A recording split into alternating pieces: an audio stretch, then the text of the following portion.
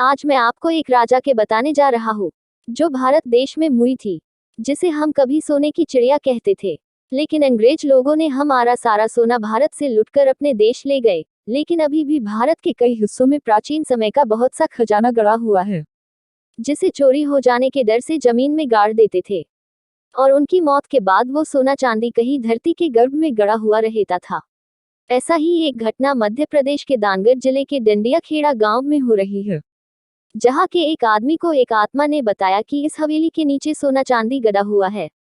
तो उसने अपनी सरकार को बताया कि एक राजा की आत्मा ने मुझको बताया कि जमीन में गड़ा 10,000 टन सोने का रहस्य उसने मुझे बताया, जो आज के सोने के रेट के हिसाब से इसकी कीमत तो 200 अरब रुपए के लगभग होगी। कौन थे राजा राम बख्श? कहां से आया है यह सोना? कैसे मौत हुई राजा की? आइए इन सारे पहलुओं पर प्रकाश डालने के लिए इतिहासकार चंद्रकांत तिवारी के अनुसार क्रांतिकारी शूरवीर राजा ने सन 1857 की क्रांति के दौरान अंग्रेजों को जला दिया था। वह कौन थे और कब से वह इस किले में रह रहे थे, ये किसी को स्पष्ट मालूम नहीं था।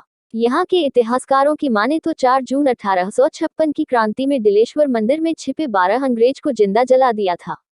इसमें जनरल डिलाफोस भी मौजूद थे। कहा जाता है कि राजा चंडिका देवी के बहुत बड़े भक्त थे। वह रोजाना सुबह मां चंडिका के दर्शन करने के बाद ही सिंहासन पर बैठते थे।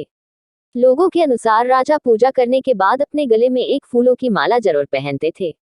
यही वजह है कि अंग्रेजों को जिंदा जलाने की सजा के रूप में फांसी की सजा सुनाई गई और उनको फांसी पर लटकाया गया, तो उन्हें कुछ नहीं हुआ।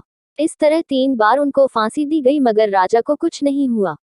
तब राजा राव राम बख्श सिंह ने अपने गले में पड़े फूल की माला को उतार कर फेंका और यमुना से अपनी आगोश में लेने की प्रार्थना की। उसके बाद जब अंग्रेजों ने उनको फांसी पर लटकाया, तब उनके प्राण शरीर से निकल गए थे, और उस इंसान को जिस आत्मा ने बताया था, वो आत्मा वही होगी। इसके बाद उस आदमी को थोड़ा बहुत रुपया मिला और सारा खजाना सरकार को मिल गया।